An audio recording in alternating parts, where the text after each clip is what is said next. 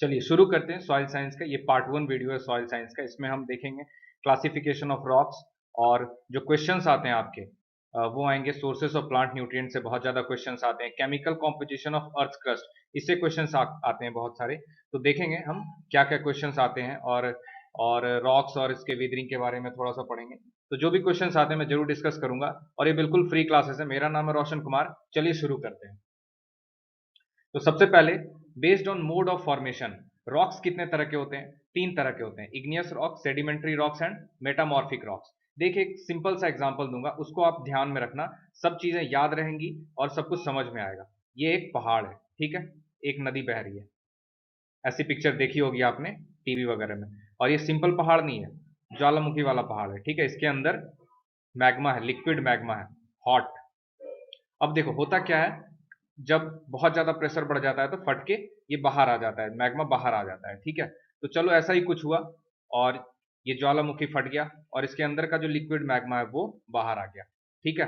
अब देखो कुछ दिन के बाद क्या होगा, ये बाहर जो आया है मैग्मा, ये भी कूल होके सॉलिड हो जाएगा,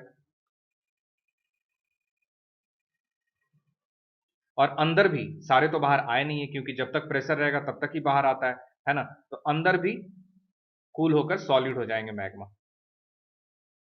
तो देखो ये मैग्मा कूल होने के प्रोसेस से जो बन रहा है ना, इनको हम कहते हैं इग्नियस रॉक्स, ठीक है। अब देखो दो तरह से बन रहे हैं, एक तो बाहर आया मैग्मा और कूल हुआ, ठीक है, लिक्विड बाहर आया, बाहर आके सॉलिड हो गया, तो इनको कहते हैं वॉल्केनिक रॉक्स, ये सेकंड वाला, ठीक है।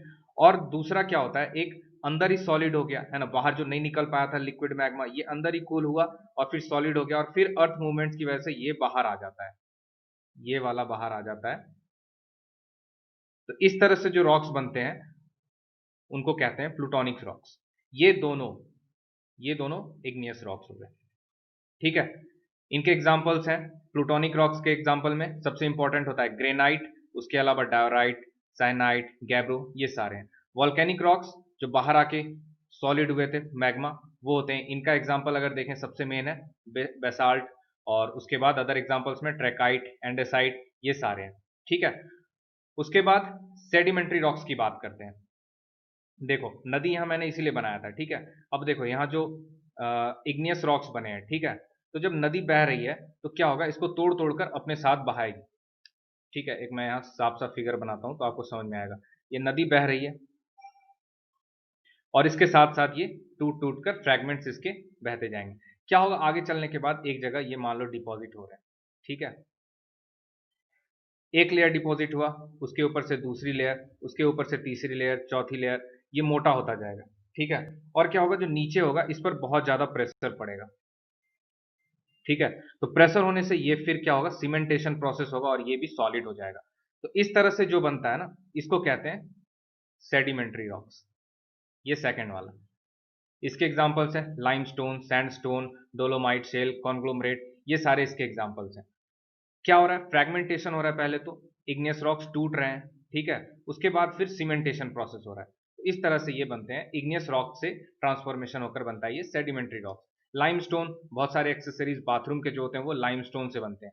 सैंडस्टोन, आपने देखा होगा जो रेड फोर्ट है आगरा में, सॉरी दिल्ली में, जो लाल किला है वो सैंडस्टोन का बना हुआ है, ठीक है। अब बात करते हैं मेटामॉर्फिक रॉक से। सेडिमेंट्री रॉक बनता है इग्नियस रॉक से। मेटामॉर्फिक रॉक्स हो सकता है इग्नियस से बने, हो सकता है सेडिमेंट्री से बने, दोनों में से किसी एक से भी बन सकता है। कैसे बनता है, तो देखो देखो ये अर्थ है, ठीक है, इसके बीच में कोर होता है और उसके ऊपर होता है मेंटल, और सबसे ऊपर जहां हम रहते हैं इसको बोलते हैं क्रस्ट, ठीक है। अब क्रस्ट के ऊपर सेडिमेंट्री रॉक्स जमा हो रहे हैं, या फिर मान लो इग्नियस रॉक्स भी हैं वो जमा हो रहे हैं, ठीक है। एक के ऊपर एक लेयर हो रहा है, बहुत सालों तक इसके ऊपर प्रेशर पड़ रहा है, हमारी वजह से हम इसके ऊपर चलते फिरते हैं, उस पर से उस पर बहुत सारे एक के बाद एक लेयर जमा हो रहे हैं, उसके वजह से प्रेशर पड़ता है। और यहाँ पर बीच में क्या है, बहुत हॉट लिक्विड होता है अर्थ के नीचे, अर्थ के बीच में, है ना, और यहाँ से हीट देता है इसमें। तो हीट और प्रेशर के एप्लीकेशन से, या फिर ओनली हीट के, या फिर ओनली प्रेशर के एप्लीकेशन से चेंजेस आ जाते हैं इग्नियस या फिर सेडिमेंट्री रॉक्स में। तो इस तरह से due to pressure of heat और एप्लीकेशन ऑफ प्रेशर, इनके वजह से जो चेंजेस आते हैं और उनसे जो रॉक्स बनते हैं उनको कहते हैं मेटामॉर्फिक रॉक्स। इनके एग्जांपल्स में नीज, मार्मल, स्किट्स, स्लेट, कैल्साइट, क्वार्ट्जाइट, ये सारे हैं। अब देखो मैं एक एक करके बताता हूँ आपको कि कौन से रॉक में क्या चेंज होता है और फिर वो कैसे मेटामॉर्फिक रॉक बनता है। देखो यहाँ एग्जांपल मैंने लिया था प्लूटोनिक रॉक का, ग्रेनाइट है ना। इसमें जब हीट और प्रेशर का एप्लीकेशन पड़ता है तो ये बनता है नीज। उसी तरह से लाइमस्टोन है, जब लाइमस्टोन इसमें जब हीट एंड प्रेशर का एप्लीकेशन होता है तो ये बनाता है मार्बल। मार्बल इसका बेस्ट एग्जांपल है आगरा का ताजमहल, वो मार्बल से बना हुआ है ना। सैंडस्टोन, इस पर जब हीट या प्रेशर का एप्लीकेशन होता है तो ये बनाता है क्वार्ट्जाइट। ठीक है, तो ये सारा चीज आपको याद रखना है। अब देखिए बात करते हैं रॉक्स एंड मिनरल्स की, क्या डिफरेंस है दोनों में, मिनरल्स एंड रॉक्स में है क्या, देख लेते हैं। मिनरल्स, मिनरल्स सिंपली क्या होते हैं, इनका एक डेफिनेट केमिकल कॉम्पोजिशन होता है, एक फॉर्मूला होता है ना, उस फॉर्मूला से थोड़ा आगे ना उस फॉर्मूला से थोड़ा पीछे। कैसे, हम थोड़ा समझते हैं। देखिए क्वार्ट्ज, ये एक मिनरल है, इसका सिंपल सा फॉर्मूला है SiO2। सिलिका, ये Si ना O3 हो सकता है ना O1 हो सकता है, जब भी रहेगा तो SiO2 रहेगा। तो ये एक डेफिनेट केमिकल कॉम्पोजिशन है क्वार्ट्ज का, तो इसको कहते हैं हम मिनरल्स। उसी तरह से ऑर्थोक्लेज है, ऑर्थोक्लेज का फॉर्मूला होता है KAlSi3O8। ठीक है, तो इस तरह से एक फिक्स फॉर्मूला होता है, ना उसके आगे ना उसके पीछे, तो उनको कहते हैं मिनरल्स। और बहुत सारे मिनरल्स, ठीक है, मिल जाते हैं, उनका मिक्सचर होता है रॉक्स में। ठीक है, तो rocks are mixtures of minerals. अब बहुत सारे मिनरल्स हैं जैसे quartz, feldspar, mica, olivine, tourmaline, ये सारे हैं। कुछ इंपॉर्टेंट है, मैं आपको बताता हूं इनके बारे में थोड़ा थोड़ा। देखिए सबसे इंपॉर्टेंट तो ये तीन है, क्वार्ट्ज, फेल्डस्पर, माइका। क्यों? क्योंकि जो अर्थ क्रस्ट है, मैंने आपको बताया जो अर्थ है, इसके सबसे ऊपर वाले लेयर जहां पर हम रहते हैं, इसको कहते हैं हम क्रस्ट। ठीक है, तो क्रस्ट में बहुत सारे मिनरल्स मिलते हैं, जो भी मिनरल्स मिलते हैं उनमें सबसे ज्यादा 48% जो होता है वो फेल्ड्सपर मिलता है। उसके बाद 36% क्वार्ट्ज मिलता है। क्वार्ट्ज ये सिलिका होता है, सैंड, सैंड का चीफ कॉन्स्टिट्यूएंट होता है। क्वार्ट्ज 36% मिलता है। उसके बाद 10% माइका मिलता है, और बाकी ये सारे मिलाकर हो गए कितने, 94% हो जाएंगे। उसके बाद जो बच जाता है 6%, उसमें होता है ओलिवीन, टॉर्मेलिन, और भी बहुत सारे हैं। तो ये बाकी के 6% जो बच गए उनमें होता है। 94% यही क्वार्ट्ज, फेल्डस्पर और माइका, यही मिनरल मिलते हैं। अब इनके बारे में थोड़ा थोड़ा देख लेते हैं। क्वार्ट्ज, अब इससे ज्यादा आपसे पूछेगा नहीं, क्वेश्चन तो इतने से ही आएंगे अगर आएंगे तो। क्वार्ट्ज क्या होता है, सिलिका होता है, सैंडी फ्रैक्शन जो होता है वो। अब जहां ये सिलिका होगा ना, वो हमेशा एसिड रॉक बनाएगा और सैंडियर टाइप का रॉक बनाएगा। Acid rocks give rise to sandier type. जहां भी सिलिका होगा वो एसिड होगा और सैंडियर फ्रैक्शन बनाएगा। और जो बेसिक रॉक्स होंगे, जितना कम होगा सिलिका उतना ज्यादा बेसिक होगा, और वो फिर बनाता है क्लेई टाइप सॉइल। फील्ड्स पर ये इजिली विदरिंग सॉइल है, आसानी से टूटने वाला एज कंपेयर टू क्वार्ट्ज। बाकी इसका आपको फॉर्मूला वगैरह आपसे पूछेगा नहीं, बट फिर भी मैं आपको एक बार बता देता हूँ, क्योंकि ये पोटासिक मिनरल है। K2O Al2O3 6SiO2 इसका फॉर्मूला होता है। ये सब याद रखने की जरूरत नहीं है, बस याद रखना है आपको, ये 48% अर्थ क्रस्ट में मिलता है, सबसे ज्यादा होता है। ठीक है, फील्ड्स पर। माइका, ये एक व्हाइट क्लियर ट्रांसपेरेंट मिनरल होता है। और क्या, इतना काफी है। बाकी फिर ओलिविन, टॉर्मेलिन, ये सारे हैं। तो जो भी रेफरेंस लो आप, मैं अरुण कात्यायन की बुक मैंने पढ़ी है, वो बहुत अच्छी बुक है। बेसिक थोड़ा सा कॉन्सेप्ट क्लियर कर देता है, और नॉन एग्रीकल्चरल बैकग्राउंड स्टूडेंट्स के लिए तो बहुत ही अच्छी बुक है अरुण कात्यायन की बुक। ठीक है, शॉर्ट में उसने सब कुछ कवर कर रखा है, तो उसको आप पढ़ लो तो काफी होगा आपको एग्जाम देने के लिए। अब देखो क्लासिफिकेशन ऑफ मिनरल्स की बात करें तो सबसे पहले इनको दो तरह से क्लासिफाई करते हैं, primary minerals and secondary minerals. Primary minerals वैसे मिनरल्स जो डायरेक्टली फॉर्म हो रहे हैं, ठीक है, तो इनके एग्जांपल्स हैं क्वार्ट्ज, मस्कोवाइट। और सेकेंडरी मिनरल्स वो होते हैं जो प्राइमरी मिनरल्स में कुछ चेंजेस होने के बाद मिनरल्स फॉर्म होते हैं, उनको हम सेकेंडरी मिनरल्स बोलते हैं। इनके एग्जांपल्स हैं जियोथाइट, हेमेटाइट, ये सारे हैं। अब एक चीज इंपॉर्टेंट है जो आपको याद रखना है, जो प्राइमरी मिनरल्स होते हैं वो हमेशा कोर्सर फ्रैक्शन में होते हैं, जैसे सैंड्स, ग्रेवल, स्टोन। और जो फाइन मटेरियल्स होते हैं जैसे क्ले, इनमें सेकेंडरी मिनरल्स होते हैं। ठीक है, इसके बाद एक और क्लासिफिकेशन है, ये होता है based on resistance. Resistance for what, resistance for withering. अब समझ लो नदी है, ठीक है, इसमें एक चट्टान रखा है। अब नदी के पानी से इस पे फ्रिक्शन होगा, है ना, फोर्स लगेगा, तो ये कितनी आसानी से टूट जा रहा है। तो इसके बेसिस पर कि ये या आसानी से टूट रहा है या फिर आसानी से नहीं टूट रहा है, बड़ी मुश्किल से टूट रहा है। तो बेस्ड ऑन रेजिस्टेंस इसको तीन तरह से क्लासिफाई करते हैं, very slowly weathered, moderate resistant या स्लोली वेदर्ड, और लास्ट वन होता है easily weathered. Very slowly weathered मतलब ये बहुत ज्यादा रेजिस्टेंस होता है इनमें, आसानी से ये टूटते नहीं है। इसका बेस्ट एग्जांपल है क्वार्ट्ज, जो कि सारे मिनरल्स में सबसे ज्यादा रेजिस्टेंट है। बालू आसानी से टूटता नहीं है, वेदरिंग नहीं होता इसका, मोस्ट रेजिस्टेंट होता है। इसके अलावा फिर मस्कोवाइट है, क्वार्ट्ज से ज्यादा नहीं होता है बट फिर भी ठीक होता है, मोर रेजिस्टेंट में आता है। उसके बाद जो बीच वाले होते हैं, ना बहुत ज्यादा कम ना बहुत ज्यादा ज्यादा, तो इनके एग्जांपल्स हैं फेल्ड्सपर, बायोटाइट। ये स्लोली वेदर्ड होते हैं, धीरे धीरे धीरे धीरे टूटते हैं, बट ना बहुत कम होता है ना बहुत ज्यादा होता है।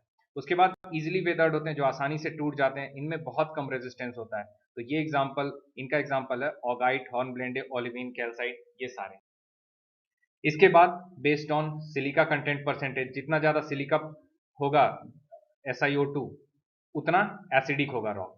तो इसी के बेसिस पर तीन तरह से क्लासिफाई करते हैं, acid rock, basic rock and intermediate rock. देखो, अगर 65 टू 70% सिलिका है, ठीक है, तो फिर ये हो जाता है एसिडिक रॉक, ये पहला वाला। और अगर 40 से 55% है तो फिर होता है बेसिक। और इनके बीच में मतलब 55 से 65 ये होता है, तो फिर इनको कहते हैं हम इंटरमीडिएट रॉक्स, ये थर्ड वन। ठीक है, इनके एग्जांपल्स मैं आपको बता देता हूं, क्योंकि एग्जांपल से ही क्वेश्चन आएंगे तो डेफिनेशन कोई नहीं पूछेगा आपसे। एसिड रॉक्स के एग्जांपल हैं ग्रेनाइट, पेगमेटाइट, सैंडस्टोन, ये सारे हैं। बेसिक रॉक्स के एग्जांपल हैं गैब्रो, लाइमस्टोन, बेसाल्ट। जो मैं नोट्स दूंगा ना उसमें सब कुछ होगा, बाकी आप जो भी रेफरेंस बुक ले रहे हैं, अरुण कात्यायन की बुक अच्छी बुक है, तो उससे अगर आप पढ़ोगे तो उसमें सब कुछ मिल जाएगा आपको। उसके बाद इंटरमीडिएट रॉक्स हैं, इनके एग्जांपल्स में आते हैं डायोराइट, साइनाइट, एंडेसाइट, ये सारे। अब बात करते हैं वेदरिंग ऑफ रॉक्स की। देखो मैं सिंपल सा एक एग्जांपल दूंगा, उसको याद रखना, सब कुछ याद रहेगा आपको। दो एग्जांपल दूंगा। देखो, एक पत्थर है, रॉक, ठीक है, मिनरल है ये, इसमें एक हल्का सा दरार है और एक कीड़ा है, वो इस दरार में घुस जाता है और इसको बड़ा करता जाता है। ठीक है, बड़ा करते करते एक स्टेज ऐसा आता है, ये टूट जाता है और टूट के दो टुकड़े बन जाते हैं। फिर ऐसा ही कुछ होता है और छोटे टुकड़े बन जाते हैं, छोटे छोटे होते होते फिर ये फ्रैगमेंट्स बन जाते हैं बहुत छोटे। तो क्या हुआ यहाँ पे, एक मैकेनिकल ब्रेकडाउन प्रोसेस हुआ। ठीक है, तो इस प्रोसेस को, जो मैकेनिकल ब्रेकडाउन होता है, इसको कहते हैं हम विदरिंग ऑफ रॉक्स।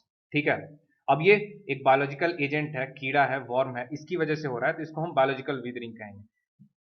ऐसे ही अगर एजेंट फिजिकल एजेंट है तो फिर उसको फिजिकल विदरिंग कहेंगे। फॉर एग्जाम्पल देख लो, नदी है, ठीक है, और उसमें एक पत्थर रखा है, ठीक है, तो नदी के पानी से इस पर घर्षण होगा, फ्रिक्शन होगा, और ये टूट टूट कर हल्का बालू बनता रहेगा। ठीक है, तो ये जो फ्रेगमेंटेशन होगा बिकॉज ऑफ रिवर वाटर हो रहा है, स्ट्रीम के फोर्स की वजह से हो रहा है, तो इसको कहते हैं फिजिकल विदरिंग। और एक्चुअल में जो विदरिंग होता है ना, वो फिजिकल विदरिंग में होता है, बाकी तो सॉइल फॉर्मिंग प्रोसेसेस है। तो फिजिकल विदरिंग से जो फ्रेगमेंट्स बन रहे हैं उनको कहते हैं स्केलेटल सॉइल्स, क्योंकि ये कंप्लीटली सॉइल बनते नहीं है ना, बस टूट टूट के छोटे हो जाते हैं। उसके बाद केमिकल प्रोसेसेस होते हैं, केमिकल प्रोसेसेस और बायोलॉजिकल प्रोसेस फिर उसको कंप्लीटली सॉइल में कन्वर्ट करते हैं। अब देखो कुछ इंपॉर्टेंट बातें हैं विदरिंग ऑफ रॉक से रिलेटेड, जो कि आपको पता होना चाहिए, एग्जाम में पूछे ना पूछे। तो देखो, rocks containing complex minerals weather more easily, जितना ज्यादा कॉम्प्लेक्स मिनरल होगा रॉक्स में, उतनी आसानी से वो टूट जाएगा, उतनी आसानी से विदर हो जाता है। उसके बाद बेसिक इग्नियस रॉक और एसिडिक इग्नियस रॉक्स, इन दोनों में जो बेसिक इग्नियस रॉक्स होते हैं वो ज्यादा टूटते हैं, इजिली वेदर हो जाते हैं। और सेडिमेंट्री रॉक्स जो होते हैं वो आसानी से वेदर नहीं होते हैं as compare to igneous and metamorphic rocks. अब सेडिमेंट्री रॉक्स में भी लाइमस्टोन और सैंडस्टोन, इन दोनों को अगर कंपेयर करें तो लाइमस्टोन वो इजिली वेदर होता है। ठीक है, और ये मैंने आपको बता दिया, mechanical breakdown of the rock is referred to as weathering of rocks, and the chemical and biological change taking place may be taken to constitute the formation of soil. तो फिजिकल वेदरिंग मैंने आपको बताया, physical agents होते हैं उनकी वजह से weathering होता है, जैसे कि heat and cold, freezing, थॉइंग, erosion bye streams, glaciers की वजह से हो रहा है, तो ये सब अगर हो रहा है तो इसको फिजिकल वेदरिंग कहते हैं, और इससे स्केलेटल सॉइल्स फॉर्म होते हैं। केमिकल वेदरिंग में केमिकल रिएक्शंस होते हैं, इनमें दो स्टेजेस होते हैं, पहला तो डिसअपियरेंस ऑफ सर्टेन मिनरल्स होता है, और फिर दूसरा होता है फॉर्मेशन ऑफ सेकेंडरी प्रोडक्ट्स। अब देखो एक एग्जांपल देता हूं मैं केमिकल वेदरिंग को समझने के लिए, कार्बोनेशन प्रोसेस जो होता है, इसको मैं बताता हूँ। सब समझने की जरूरत नहीं है क्योंकि क्वेश्चन आएंगे नहीं, बट आपको पता होना चाहिए कि एक्चुअल होता क्या है केमिकल वेदरिंग, ठीक है। तो कार्बोनेशन प्रोसेस में क्या होता है, एक मिनरल होता है कैल्साइट, जिसमें जो ये होता है, इसका फॉर्मूला होता है वो CaCO3 कैल्शियम कार्बोनेट होता है, ठीक है। तो जब बारिश होती है, थंडरिंग होती है, तो H2O और कार्बन डाइऑक्साइड, H2O और CO2, ये दोनों मिलकर बनाते हैं H2CO3, ठीक है, हाइड्रोजन कार्बोनेट। अब H2CO3 और ये CaCO3 जो कैल्साइट है, ये दोनों जब मिलते हैं तो क्या होता है, ये एक कंपाउंड बनाते हैं बाइकार्बोनेट CaHCO3 होल 2, ठीक है।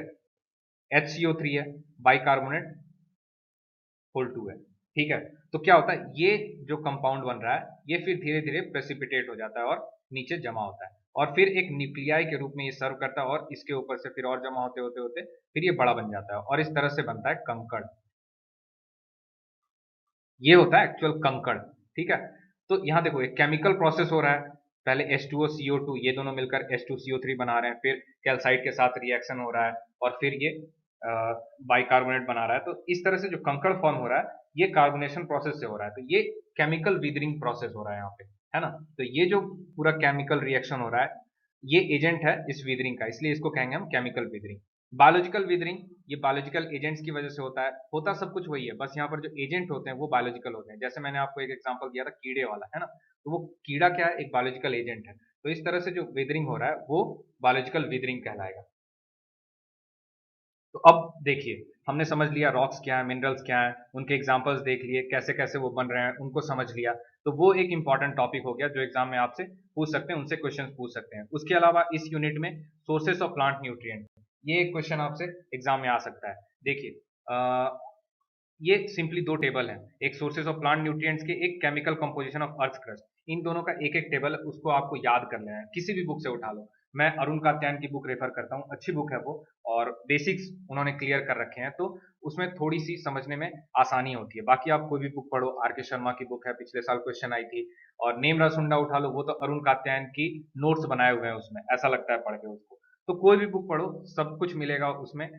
बट एक बुक पढ़ने से ना कॉन्सेप्ट क्लियर नहीं होगा, आपको डिफरेंट डिफरेंट बुक्स पढ़ने होते हैं, और अलग अलग बुक्स में क्या दिया हुआ है वो सब कुछ आपको ध्यान में रखना होता है, और उससे आसानी होती है। एक बुक पढ़ लोगे तो फिर दूसरी बुक पढ़ने में ज्यादा टाइम नहीं लगता।